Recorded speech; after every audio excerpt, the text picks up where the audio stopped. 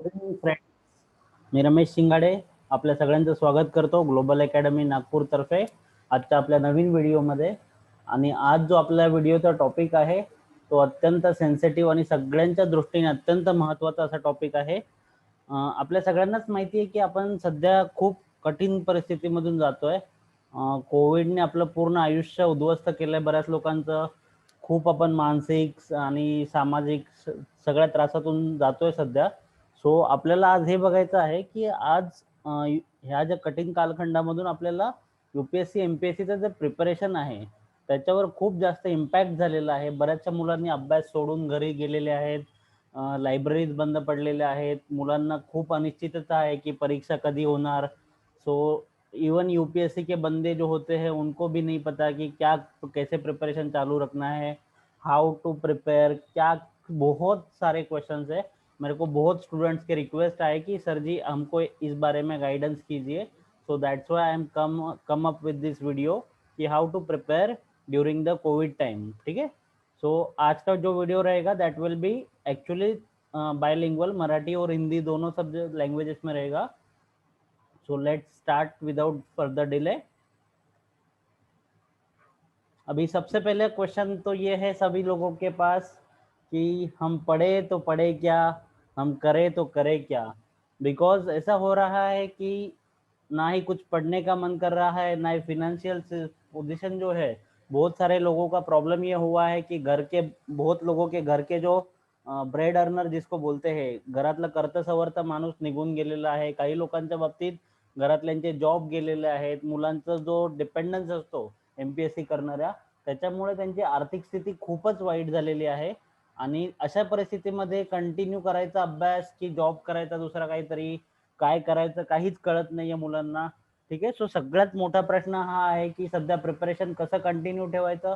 त्यातून सध्या मागचे 2 वर्ष परीक्षामध्ये पण खूपच अनियमितता आलेली आहे. त्याच्यामुळे प्रॉब्लेम हा आहे की हम पढे तो पढे क्या, करे तो करे क्या, वा एमपीएससी जी वा. हेच मुलांना कळत नाहीये. सो आज मी याच टॉपिकवर तुमच्याशी थोडा संवाद साधणार आहे. सो सगळ्यात पहिल्यांदा आपण हे बघूया की एक गोष्ट लक्षात ठेवा, abnormal response to the abnormal situation is a normal thing. आत्ताची जी सिच्युएशन आहे आपल्या पूर्ण आयुष्यामध्ये आपण ही एवढी वाईट परिस्थिती कधीच अनुभवलेली नसेल आणि ही खूपच अबनॉर्मल सिच्युएशन आहे. सो याच्यामध्ये अशा सिच्युएशनला आपला रिस्पॉन्स पण अबनॉर्मलच असला पाहिजे. फर्स्ट थिंग इज दॅट आपण जेवढा लवकर पॉसिबल होईल तेवढं त्या सिच्युएशनला ॲडप्ट केलं पाहिजे. Adaptation is a human nature. ये जो होता है एडेप्टेशन, ये देखो इंसान को ही ये दैवी शक्ति मिली है कि ही it can be easily adapt to the situation. ठीक आहे. सो आपल्याला आता सध्या आपल्या पुढे सगळ्यात एकच पर्याय आहे की ज्या गोष्टी जशा आहेत त्यांचा स्वीकार करा, अडॅप्ट करा आणि स्वतःला सिच्युएशनला ब्लेम करून काहीच फायदा नाहीये. बरेचसे मुलं मी आता बघतो की सर घरी अभ्यास होत नाहीये किंवा लायब्ररी बंद आहेत त्याच्यामुळे माझा अभ्यासात लक्षच लागत नाहीये, कॉन्सन्ट्रेट होत नाहीये. But see, according to me is, do you have any choice. अपने आपके पास कोई और पर्याय ही नहीं है. आपके पास बस एक ही ऑप्शन है, you have to adopt to the situation. Otherwise see, ऐसा है कि दिस इज कॉम्पिटिटिव.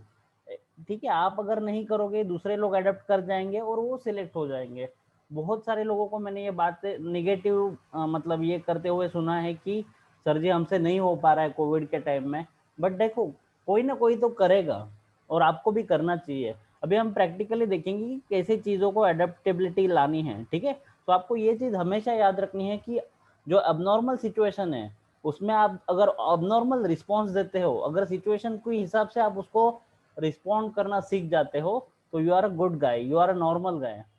ठीक है. सो आपको ये चीज़ समझना बेहद ज़रूरी है. नेक्स्ट फर्स्ट थिंग इज, अभी प्रॉब्लम ये है कि साला ये लॉकडाउन खत्म ही नहीं हो रहा है. निर्बंध, कठीण निर्बंध, शिथिल निर्बंध हे कंटिन्यू चालू राहते आणि याच्यामध्ये आपण कोणालाच ब्लेम नाही करू शकत. गव्हर्नमेंट त्यांच्या जागेवर बरोबर आहे. त्यांच्या बाकीचे जे ॲडमिनिस्ट्रेटिव्ह इन्स्टिट्यूट आहेत किंवा जे क्लासेस कोचिंग इन्स्टिट्यूशन्स आहेत, they they are actually they, situation is beyond everyone's control. ठीक है. किसी के कंट्रोल में नहीं है सिचुएशन. सो सगळ्यात मोठा प्रश्न हा आहे की कुठे करायचा अभ्यास, वेअर टू स्टडी. सबसे बड़ा और सबसे इम्पोर्टेंट क्वेश्चन यही है कि कहाँ पे पढ़े। अभी लाइब्रेरीज बहुत सारे बंद है, आता हळूहळू निर्बंध शिथिल होता है, बट अगेन वहाँ डेल्टा प्लस और डेल्टा वेरिएशन को जो डर है उसकी वजह से और भी सिचुएशन इज थर्ड वेव का भी डर है। ठीक है, तो अभी देखो मेरा ये मानना है कि वेर एवर यू आर, चाहे आप घर पे हो, चाहे आप पूना में हो, Mumbai, Nagpur, Delhi, wherever you are, choose a place जो आपको मैक्सिमम ऑप्टिमम आउटपुट दे और वहाँ पे आप पढ़ना चालू करो। देखो मेरा ये मानना है कि फर्स्ट एक वीक आपको थोड़ा तकलीफ होगी, थोड़ा बहुत ज़्यादा, मतलब ऐसा लगेगा कि अरे यार मैं एसी के लाइब्रेरी में बैठ के पढ़ता था, अभी मेरा यहाँ पे नहीं हो रहा है। But see, if you give at 10 to 15 days, at the max 21 days, you will adapt to the place. जो भी कोई जगह होगी, अभी लोग पूछते कि घर पे रह के कोई पढ़ सकता है क्या। अभी लास्ट टाइम जो बंदों ने यूपीएससी मेंस लिखा था, most of them were prepared from their homes. ठीक है, बिकॉज 4 अक्टूबर को एग्जाम था and at that time COVID जो था वो पीक पे था। ठीक है, सो आपको क्या करना है, make your home your library. आप ऐसा समझो ही मत कि आपके दिमाग से ये चीज़ निकाल दो कि आप अपने घर पे बैठे हो। अगर आप फिनेंशियली वेल टू डू हो, then if possible try to get some isolated rooms. अगर मला ही पण जाणीव आहे की बरेचसे मुलं जे असतात ते ग्रामीण भागातले किंवा गरीब घरांमधले असतात, सो त्यांनी काय करायचं आहे, त्यांनी वेअर टू स्टडी हे तर कॉमनच राहील, कारण तुमच्याकडे पर्यायच नाहीये घरी अभ्यास कर, पण त्यांच्यासाठी हे आहे कि वेन टू स्टडी, कब पढ़ना है। अगर आप थोड़ा सा आपका जो शेड्यूल है उसको आप मॉडिफाई कर सको, तो इवन रूरल पीपल जो भी गरीब होता है, मेरा ऐसा मानना है कि economic condition should not be barrier for you to clear this exam. Because देखो ऐसा है कि ये obviously this is easy to say rather than done, but ऐसा है कि अगर आप गरीब हो, ठीक है, तो आपको कुछ ना कुछ तो सॉल्यूशन ढूंढना चाहिए। बहुत सारे गरीब लोग इस एग्जाम्स में सिलेक्ट हो जाते हैं, यूपीएससी हो, एमपीएससी हो। मी असे खूप विद्यार्थी बघितलेत गाव ग्रामीण भागातले गरीब घरांमधले, की जे खूप मेहनत करतात आणि मग सिलेक्ट होतात अल्टिमेटली। ठीक आहे, सो आपल्याला काय करायचं आहे, आपल्याला आपल्या गरिबीचा भाऊ करण्याऐवजी आपल्याला त्याच्यावर सोल्युशन शोधायचं आहे, प्रॅक्टिकल विचार करून आपल्याला त्याच्यावर सोल्युशन शोधायचं आहे। आणि गरीब मुलांमध्ये जरी आर्थिकदृष्ट्या हालाकीची परिस्थिती असली तरी त्यांच्यामध्ये जी जिद्द, चिकाटी आणि त्यांची जी मेहनत घेण्याची किंवा परिश्रम करण्याची त्यांची जी ही असते, ती त्यांच्या आर्थिक हालाकीला कुठेतरी कंपेन्सेट करत असते। ही गोष्ट नेहमी लक्षात ठेवा। सो आपल्याला काय करू शकतो आपण, वेन टू स्टडी आहे तिथे आपण थोडंसं मॉडिफाय करू शकतो आपलं शेड्यूल।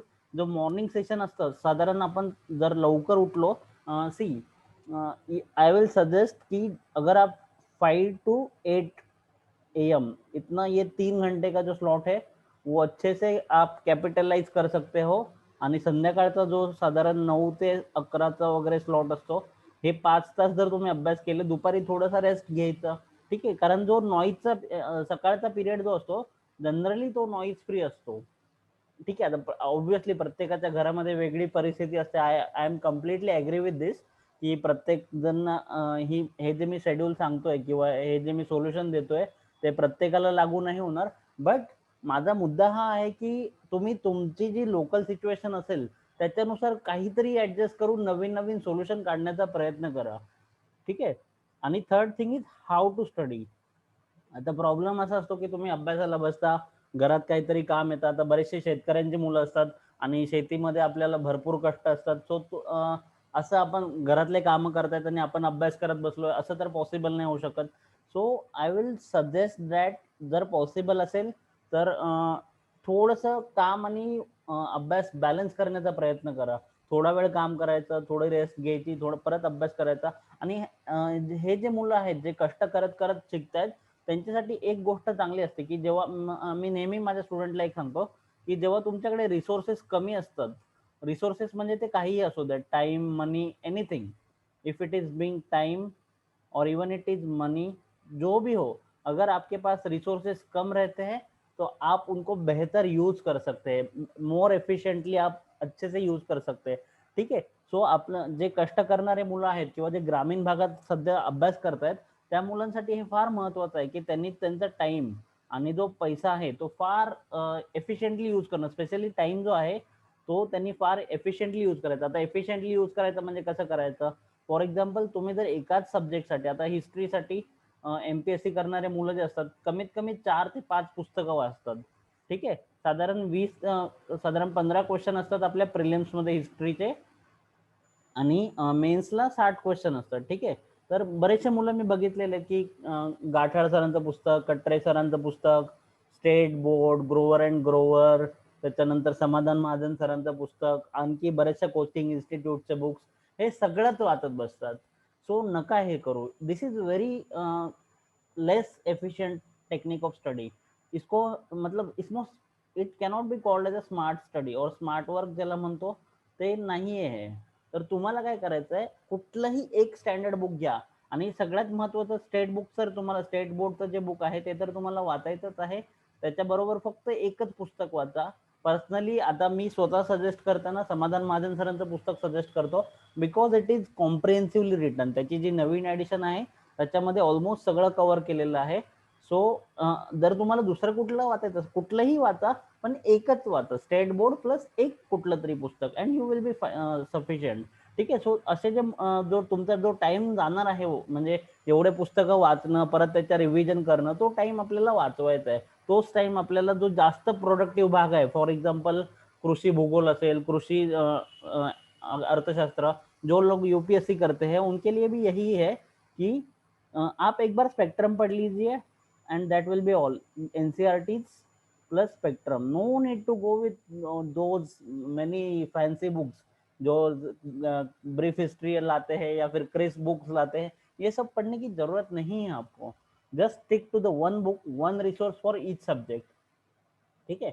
सो ऐसा जो है आपको. और second thing is that you have to, जो एमपीएससी वाले लोग हैं त्यांनी काय करायचं आहे की खूप सारे एमसीक्यू सॉल्व करण्याचा प्रयत्न करा. कारण तुमची एक्झाम जी आहे ती अल्टिमेटली ऑब्जेक्टिव्ह आहे. इवन फॉर यूपीएससी पीपल, जो आपका प्रिलिम्स रहेगा that will be completely objective. तो आपको क्या करना है, try to solve maximum MCQ. और एक बात मैं आपको बताना चाहूंगा, जब आप पढ़ रहे होते हो तो आपको बाकी का जो एक्सटर्नल नॉइज होता है, घरातला आजूबाजूचा जो गोंधळ असतो, तो जेव्हा आपण वाचत असतो किंवा रिवाइज करत असतो तेव्हा आपल्याला खूप इम्पॅक्ट करतो. पण जेव्हा आपण एमसीक्यू सॉल्व्ह करत असतो तेव्हा आपल्या म्हणजे आपोआपच आपलं जास्त लक्ष त्या पेपरमध्ये राहतं आणि आपोआप आजूबाजूचा जो गोंधळ असतो तो कमी होतो. बंद नाही होत obviously, it cannot B completely shut down, पण खूप कमी गोंधळ जाणवतो आपल्याला. आपलं मन आपोआप त्या एमसीक्यूज वर केंद्रित होतं. सो मी असं सजेस्ट करेन की जो तुमच्या घरातला गोंधळाचा काळ असेल किंवा जे 2-3 तास संध्याकाळचे जेव्हा खूप जास्त नॉईज असतो त्यावेळेस तुम्ही एमसीक्यू सॉल्विंगची प्रॅक्टिस करा. तुम्हाला खूप फायदा होईल या टेक्निकचा. ठीक आहे. नेक्स्ट पॉईंट इज बॅलन्स कसा करायचा गोष्टींमध्ये. घरातलं काम, आर्थिक परिस्थिती, सगळ्या बऱ्याचशा गोष्टी आहेत की बॅलन्स कसा करायचा. सो याच्यामध्ये तुम्हाला स्मार्ट सोल्युशन शोधावे लागतील. फर्स्ट थिंग इज दॅट, आता जे मुलं गरीब घरातले आहेत त्यांच्यासाठी सगळ्यात महत्त्वाचा ऑप्शन हा आहे की ज्या स्टेट गव्हर्नमेंटच्या इन्स्टिट्यूट्स असतात, फॉर एक्झाम्पल सिॲक आहे, सारथी आहे, ज्या स्कीम्स असतात त्याच्यासाठी तुम्हाला थोडासा अभ्यास करून तुम्ही जर त्या एक्झाम क्रॅक केल्यात, बार्टीची एक्झाम्स, बार्टीच्या बऱ्याचशा स्कीम्स असतात. त्याच्यानंतर इवन प्रायव्हेट कोचिंग इन्स्टिट्यूट जे आहेत ते पण भरपूर सारे स्कॉलरशिप्स असतात त्यांच्या. So try to capitalize on this schemes. ठीक आहे. हे जे आहे ना, गरीब मुलांसाठी ह्या गोष्टी फार फायदेशीर असतात. ऍटलिस्ट तुमचा स्वतःचा खर्च तरी याच्यामध्ये भागवू शकतो आणि तुम्ही घरच्यांवर बर्डन नाही राहणार. आणि याचा सगळ्यात मोठा फायदा हा होईल की तुमचं जे मानसिक स्ट्रेस बोलतो ज्याला आपण, मेंटल स्ट्रेस जो होता है बिकॉज ऑफ फिनान्शियल डिपेंडन्स, वो कम हो जाएगा. आता सध्या एक्झाम होत नसल्यामुळे स्पेशली एमपीएससीच्या एक्झाम मागच्या 2 वर्षामध्ये फारच अनियमित झाल्यात. सो त्याच्यावर पर्याय म्हणून आपल्याला या गोष्टींकडे विचार करायला हवा की ऍटलिस्ट तुम्हाला थोडासा स्टायपंड भेटत राहील किंवा फ्रीमध्ये लेक्चर्स वगैरे अवेलेबल होतात. So at least you can self sufficient, मतलब आप खुद के ये तो कर सकते हो. ठीक है. Second thing is that balancing में और एक बात आती है की आपलं जे डेली शेड्यूल आहे उसको प्लान करो, प्रॉपर डेली शेड्यूल बनाओ आणि कम से कम try to at least do 6 to 8 hours of study. उससे ज्यादा देखो, अब आप ऐसा मानते होगे की मैं लायब्ररी मध्ये मी 10 तास करत होतो, 12 तास करत होतो. बट एक गोष्ट लक्षात ठेवा, क्वांटिटी ऑफ योर स्टडी, मतलब जो नंबर ऑफ आवर्स होते हैं दैट डज नॉट मैटर. ठीक है. जो क्वालिटी का आप स्टडी करते हो घर पे, हो सकता है कि आप थोड़ा कम स्टडी कर पा रहे हो, it does not matter unless and until you are giving quality time. जब भी आप घर पे पढ़ रहे हो तो ट्राई टू फाइंड सम मतलब जे जिथे नॉईज कमी असेल असे स्लॉट शोधा तुमच्या घरामध्ये. बऱ्याचशा मुलांच्या घरामध्ये असं असतं की साधारण 9, 10, 11 नंतर सगळे घरातले शेतावर जातात किंवा कामाला जातात आपापल्या. तो जो वेळ आहे ते कॅपिटलाइज करायचा प्रयत्न करा. आता मी परत परत तेच सांगतोय की मी जे सांगतोय ते प्रत्येकच विद्यार्थ्याला लागू होईल असं नाहीये. बट काही ना काहीतरी सोल्युशन तुमच्या परीने तुम्ही शोधण्याचा प्रयत्न करा. कारण कसं आहे, परिस्थितीशी 2 हात केल्याशिवाय आपल्याला सक्सेस तर भेटणार नाहीये. जेवढी परिस्थिती वाईट असेल तेवढंच आपल्याला स्ट्रगलही जास्त करावं लागणार आहे. ठीक आहे. आणि त्या स्ट्रगलमधून जे यश मिळतं ते खूप जास्त समाधानकारक आणि आनंददायक असतं. हे पण तेवढंच लक्षात ठेवा. ठीक आहे. So try to balance the things. Next thing is that health is real wealth. हे कधीच विसरू नका. This is very important. आता मी माझे काही एमपीएससी करणारे मित्र आहेत, इवन यूपीएससी करने वाले कुछ दोस्त है मेरे, तो मी त्यांना खूप वेळा असं बोलताना बघितलंय, अरे यार आजारी पडलो तरी झालं, कोविड झाला तरी चालेल पण मला लायब्ररीत जाऊन अभ्यास करायचा आहे, किंवा कोविड झाला तरी चालेल बट मला एक्झाम द्यायचीच आहे. सी, हे बोलणं फार इझी आहे. जोपर्यंत कोविड होत नहीं तोपर्यंत हे बोलणं इज वेरी इजी. बट कभी भी ऐसा मत सोचना. सी, आई नो कि एमपीएससी आपके बहुत सालों का ड्रीम है, बहुत ज्यादा आपने मेहनत की है, सब चीजें मैं मानता हूँ. बट अकॉर्डिंग टू मी, ये मेरा ये मानना है कि कोई भी चीज हो, चाहे आपके सपने हो, कोई भी चीज हो, वो अपनी आपकी जिंदगी से ज्यादा नहीं है. Your life is the most important thing for you, for your family, for your friends, relatives. ठीक है. सो आपको ये करना है कि आपको ऑब्वियसली प्रिपरेशन बहुत सच्चे दिल से और पूरे जोर से करनी है, बट आपको आपकी हेल्थ का भी ख्याल रखना है. मी खूप सारे विद्यार्थी बघितलेत पुण्यामध्ये, जेव्हा लायब्ररीत जातात पहिल्या वेव नंतर, जेव्हा लायब्ररीज ओपन झाल्या होत्या तेव्हा कोविडचे जे प्रोटोकॉल पाळणं असतं ते कोणीच करत नव्हतं लायब्ररीमध्ये. मुलं मास्क साईडला काढून अभ्यास करत बसायचे, हात सॅनिटाईज नाही करायचे. It will suicidal as well as you can cause the danger to others life as well. तुमच्या स्वतःच्या पण लाईफला धोका आहे याच्यामध्ये आणि दुसऱ्यांच्या पण लाईफला. So why to do that? If you are going to the library, if you are anywhere, just try to follow the COVID protocols as well as जो आपका डाइट है, न्यूट्रिशन है, बहुत मेंटेन करो. फिजिकल हेल्थ, मेंटल हेल्थ, सब कुछ अपना ठीक रखो. तभी कसं आहे, तुम्ही डीसी व्हाल. ठीक आहे. तुम्ही कोविडच्या ह्याच्यामध्ये स्वतःला हे करून डीसी व्हाल, पण त्याच्यानंतर डीसी झाल्यानंतर जर तुमच्या हेल्थ आजारी पडली आणि दुर्दैवाने काही प्रॉब्लेम झाला तरी त्या डीसी असण्याचा काहीच फायदा नाहीये तुम्हाला. तुम्ही ना समाजासाठी चांगलं, एक जर तुम्ही वीक डीसी म्हणून राहिला, तुमचे फिजिकल हेल्थ, मेंटल हेल्थ जर वीक राहिली डीसी झाल्यानंतर, so it will of no use. ठीक है. तो इसके लिए आपको आपके हेल्थ का बहुत ज्यादा ख्याल रखना बेहद जरूरी है. ठीक है. चलो. सो ये आपको चीज याद रखनी है की लॉकडाऊन तो चलता ही रहेगा. वो सी, ज्या गोष्टी आपल्या कंट्रोलच्या बाहेरच्या आहेत, एक्झाम कधी होईल, एक्झाम होईल की नाही, कट ऑफ किती असेल, ठीक आहे, त्याच्यानंतर माझं सिलेक्शन होईल की नाही. सी, बरेचसे मुलं आता मी बघतोय की 21 मार्चची जी राज्यसेवा पूर्व परीक्षा होती त्याच्या कट ऑफ वरच अजून अडकून पडलेले आहेत. आपने एग्जाम दे दिया है, आपको जो भी परफॉर्म करना होगा, करना था, जैसा भी करना था आपने कर दिया है. अभी एक कट ऑफ को लेके चिंता करके कोई फायदा नाही आहे, काहीच फायदा नाही आहे त्या गोष्टींचा. Just get over that. आणि कंबाईनचं असेल किंवा पुढच्या ज्या एक्झाम्स असतील त्याच्या प्रिपरेशनला स्टार्ट करून द्या. झालं. आता बरेचसे लोक आहेत जे बाउंड्रीवर आहेत, पण सी, बाउंड्री आता कोणी सांगू नाही शकत की किती आहे, कोणीच नाही सांगू शकत. जे कट ऑफ प्रेडिक्शन वगैरे असतात ते सगळे मिथ असतात युट्यूबवरच्या. ठीक आहे. So instead of worrying about the things which are not in your control, start for working on those things which are in your control. ठीक है. आपके जो कंट्रोल में है उन चीजों पे काम करना शुरू कर दो अब.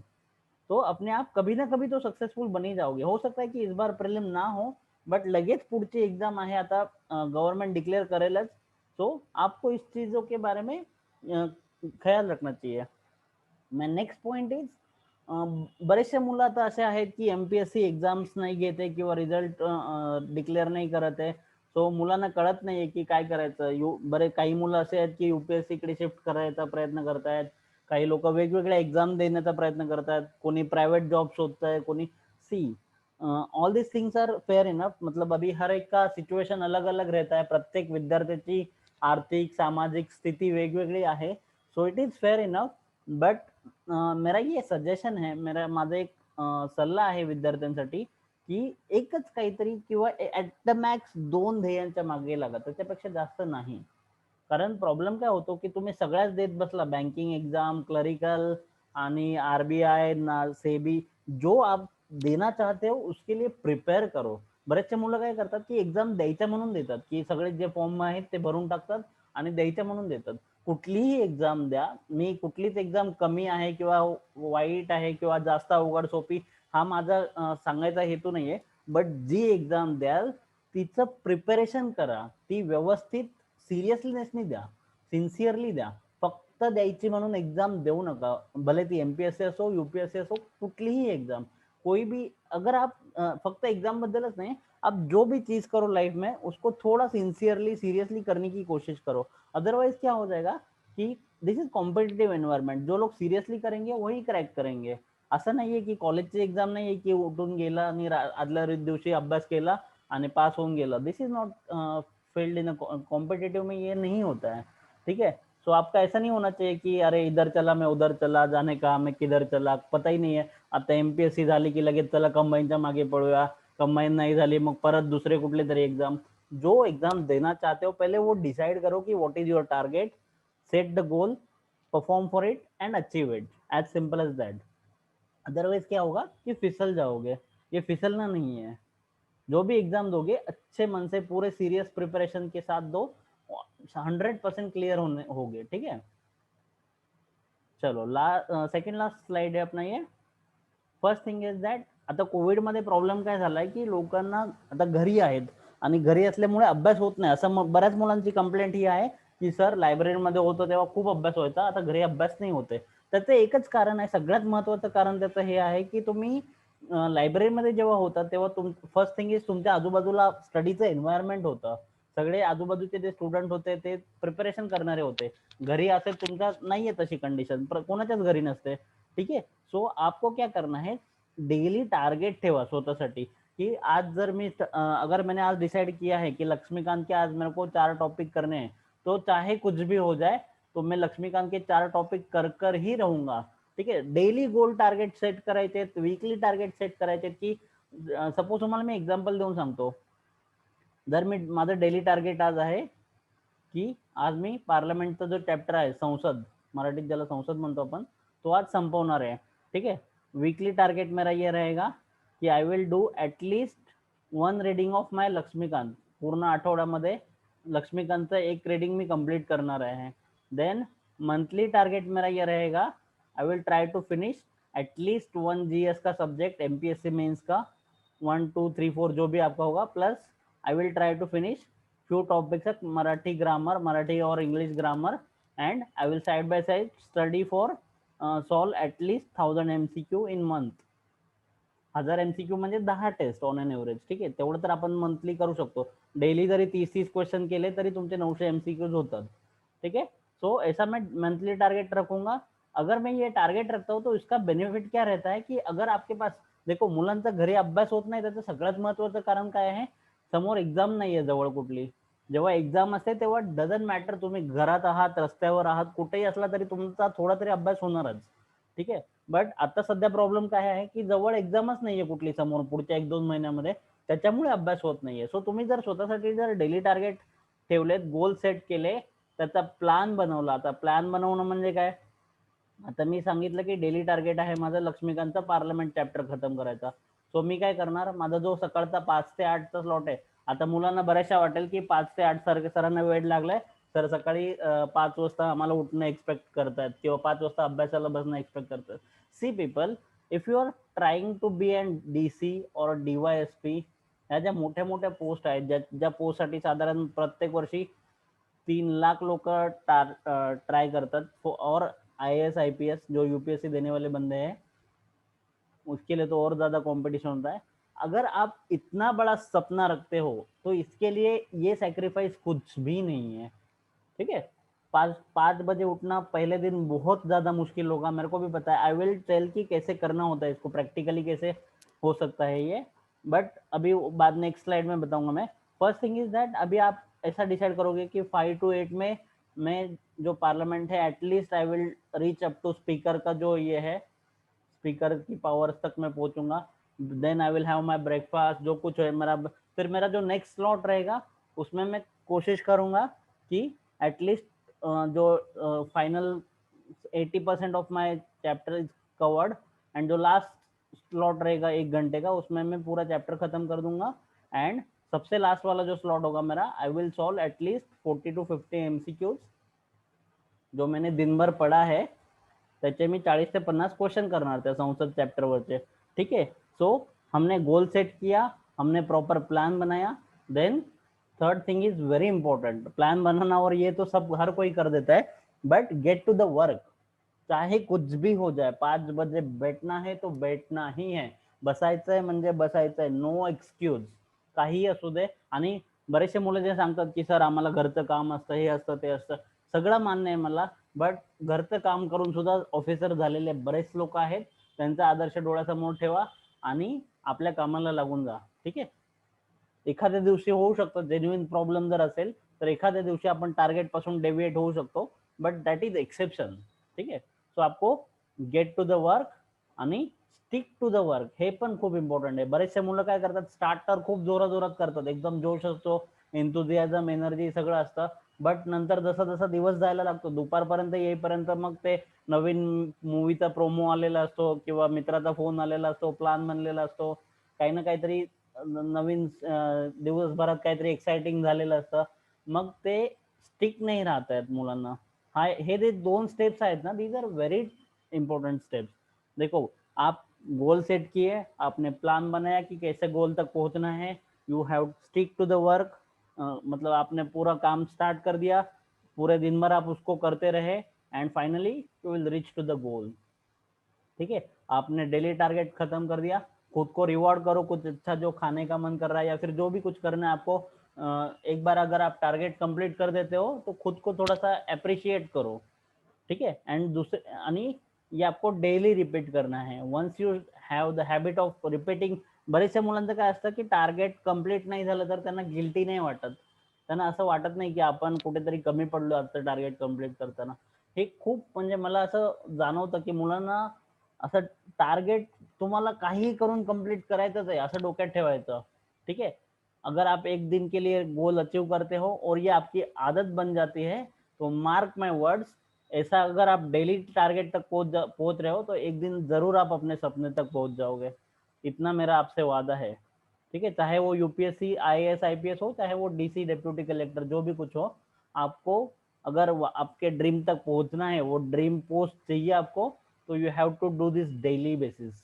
ठीक आहे, आणि कोविडमध्ये तर हे फारच इम्पॉर्टंट आहे, कारण कसं लायब्ररीमध्ये आपोआप थोडा तरी अभ्यास होतो, बट घरी जर तुम्हाला अभ्यास करायचा असेल तर तुम्हाला याच्याशिवाय पर्याय नाही आहे। End this is our last slide. ये थोड़ा चिलैक्स भी करना चाहिए, ऐसा नहीं कि आपल्याला 12-14 तास अभ्यास करायचा है। यू हैव टू स्टडी, अगर आप 6 जो ऑन एन एवरेज 8 आवर्स, और मैक्सिमम आपको 10 to 11 आवर्स, इतना अगर आप पढ़ पाते हो तो that is sufficient for you. कम से कम आपको 6 to 7 आवर्स पढ़ना ही पढ़ना है, उसके नीचे अगर आप पढ़ रहे हो so there is very big trouble, you are putting yourself in big trouble. ठीक आहे, त्याच्याबरोबरच आपल्याला काही गोष्टी करायच्यात। सगळ्यात महत्त्वाची गोष्ट म्हणजे आपल्याला थोडंसं स्वतःशी कनेक्ट होणं गरजेचं आहे, कारण जे मेंटल स्ट्रेस आहे किंवा निगेटिव्हिटी जी आहे ती आपल्याला योगा आणि मेडिटेशन मधून आपल्याला हे करता येते। ठीक आहे, दुसरी गोष्ट आहे की आपला जो कुठला हॉबी असेल तुमचा, आता बरेचसे मुलं म्हणतात की सर वेळ वाया घालवायला वेळ नाही आमच्याकडे, असं नाहीये तसं नाहीये, असं नसतं मित्रांनो। कारण हॉबी हा वेळ वाया घालवला नाहीये, याच्यामध्ये तुम्ही काय करता, जेव्हा तुमची सकाळच्या अभ्यासामध्ये एनर्जी गेलेली आहे किंवा तुम्ही जे हळूहळू जी आपली जी बॅटरी असते, आपण मोबाईलची बॅटरी बघितली असेल, सो हे जी बॅटरी आपली सकाळी जी असते फुल चार्ज असते, नंतर हळूहळू ती एनर्जी ड्रेन होत जाते आणि संध्याकाळी जेव्हा येते तेव्हा आपल्याकडे बॅटरी खूपच कमी, एवढीशी बॅटरी राहिलेली असते। जेव्हा तुम्ही अशा गोष्टींमध्ये टाइम स्पेंड करता, फॉर एक्झाम्पल कोणाची पेंटिंग असेल, म्युझिक असेल, व्हॉट एव्हर, ठीक आहे, जेव्हा तुम्ही ते हे करता, ते मोबाईल बॅटरी चार्जिंगला लावण्यासारखं आहे, तुमची बॅटरी हळूहळू चार्ज होत राहते आणि तुम्ही परत पुढच्या नेक्स्ट सेशनसाठी प्रिपेअर होत राहता। ठीक है, सो हा जो आहे that is not time waste, तो इतना याद रखना है आपको। एक एटलीस्ट दिवसातला 1 तास असेल, 30 मिनट्स योगा करो, yoga end meditation 30 minutes, 30 minutes और 45 मिनट्स आप ये कर सकते हो, आपका जो हॉबी है give at least 15 to 20 minutes to your friends and families. ठीक आहे, this is very important part. कारण मी खूप वेळा बघितलं एमपीएससीचे मुलं जे असतात त्यांच्या डोक्यामध्ये स्ट्रेस असा वाढत वाढत वाढत वाढत जातो, बट ते शेअर नाही करत. आणि मग त्याचा परिणाम असा होतो की ते मेंटल जे स्पेस असतो, मनातली आपल्या जी जागा असते ती कम्प्लिटली निगेटिव्ह गोष्टींनी भरली जाते. तुम्ही शेअर करा जे काही असेल तुमच्या मनामध्ये निगेटिव्हिटी किंवा काही स्ट्रेस वाटत असेल, घरच्यांशी, फॅमिली, फ्रेंड्स, रिलेटिव्ह जे कोणी असतील त्यांच्याशी शेअर करा and try to overcome all this things. ठीक आहे. Next important thing is that physical fitness रखो. आता बऱ्याचपैकी लॉकडाऊन निर्बंध हळूहळू कमी होत आहेत. सो कोविडची व्यवस्थित काळजी घेऊन मास्क वगैरे घालून तुम्ही थोडीशी एक्सरसाइज करू शकता. घरातल्या घरात करू, बऱ्याचशा गोष्टी घरातल्या घरात करता येण्यासारख्या असतात. जर तुम्हाला पॉसिबल असेल थोडं मोकळ्या मैदानात जाऊन फिरून या ऑब्व्हियसली, बट कोविडची काळजी घेऊन. मी फार जबाबदारीपूर्वक शब्द वापरतोय. जे काही करायचंय ते कोविड प्रोटोकॉल पाळून करा. अँड नेक्स्ट इम्पॉर्टंट थिंग, ह्याच्याकडे फार लोक इग्नोर करतात की मेंटल हेल्थ, जे स्ट्रेस असतात किंवा बऱ्याचशा मुलांना डिप्रेस्ड वाटत असतं, अभ्यास होत नसतो, ओव्हर थिंकिंग होत असतं, या गोष्टी आपण इग्नोर करतो. सी आपली लाईफ अशी, आजकालची लाईफ अशी झालेली आहे, धकाधकीचं जीवन ज्याला म्हणतो आपण. सो ह्या ज्या गोष्टी आहेत, आणि बरेचसे लोक हे शेअर नाही करत का, तर लोकांना याचं टेन्शन असतं की लोक नावं ठेवतील आपल्याला, सबसे बड़ा रोग क्या कहेंगे लोग. ठीक है, सो ये नहीं करना है आपको. Mental health is very important. It is as important as your physical health, और even more important than that. क्योंकि फिजिकल हेल्थ को आप मेडिसिन खा सकते हो या फिर किसी डॉक्टर के पास जाके दवाइयाँ ले सकते हो, बट मेंटल हेल्थ के बारे में आप बात ही नहीं करते. कोई बात नहीं करता, क्योंकि लोगों को लगता है कि अगर मैं किसी को बोलूंगा कि मेरे को डिप्रेशन है, स्ट्रेस है, तो लोग मुझ पर हसेंगे. असं नाहीये मित्रांनो. मेंटल स्ट्रेस एमपीएससी यूपीएससीच्या मुलांसाठी फार मोठी समस्या आहे. So try to work upon it. Meditation करा. जो स्ट्रेस बॉल मी जे इमेज मध्ये दाखवलाय त्याचा पण यूज करा. खूप it is very beneficial. Music ऐका. खूप साऱ्या गोष्टी आहेत ज्यांनी मेंटल स्ट्रेसची लेवल आपोआप कमी. मोटिवेशनल व्हिडिओज बघा, स्टँडअप कॉमेडीचे व्हिडिओ बघा. डू एनीथिंग जिससे आपकी स्ट्रेस कम होती है, वैसी चीजें करो. दोस्तों के साथ बात करो, चिल आउट करो. ठीक है.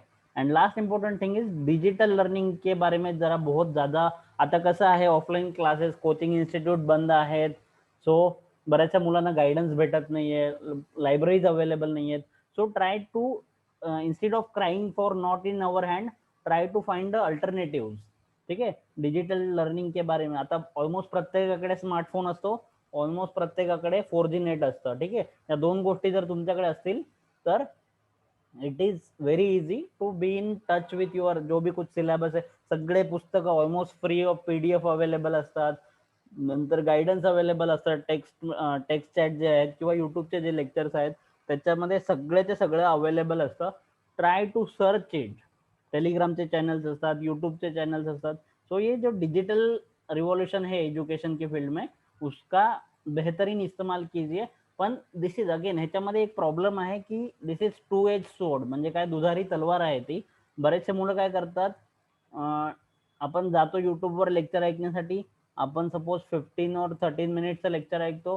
त्याच्यानंतर आपल्याला एखादा व्हिडिओ आपल्या फीडमध्ये दिसतो जो फारच इंटरेस्टिंग किंवा एक्साइटिंग असतो. मग आपण तो बघतो आणि त्यानंतर आपले कमीत कमी पुढचे 2 ते 3 तास जातात. हे नका होऊ देऊ मित्रांनो. If you want to be an officer, try to put the things in your control. तुमच्या मनाला तुमच्या कंट्रोलमध्ये ठेवा. Otherwise social media can destroy your dreams. Social media use करना बुरा नहीं है, बट उसको एक्सेसिव यूज करना, जरूरत से ज्यादा यूज करना is very harmful for you. ठीक है. तो आपको ये जो डिजिटल लर्निंग है उसको बहुत अच्छी तरीके से, बहुत जुडिशियली यूज करना है. ठीक है. आपको समझ में आई सारी चीजें. और आपको कोई भी हॅबिट ये करनी है.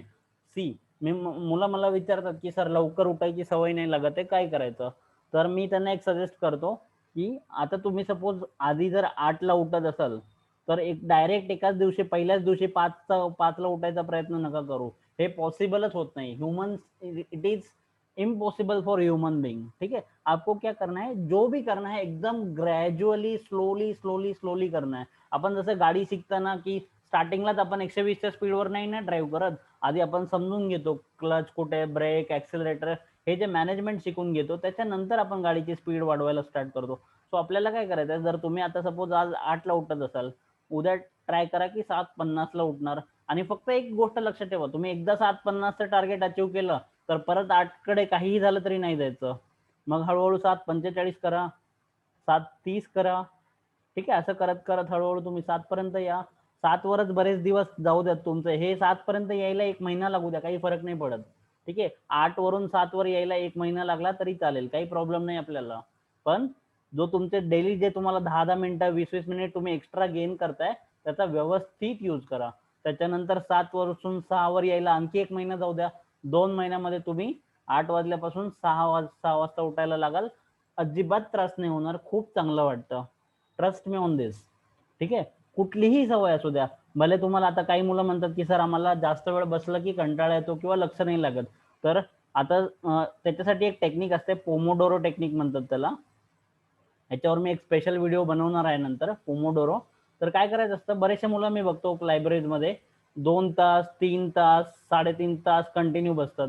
काहीच फायदा नाहीये या गोष्टीचा. Never ever do that thing.